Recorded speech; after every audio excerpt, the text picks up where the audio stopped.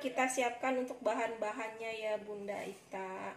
Ini ada gula merah, gula batok merah,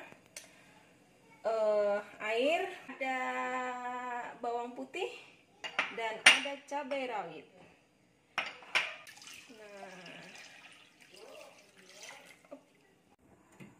Dan selanjutnya kita panaskan bahan-bahan yang sudah tercampur tadi.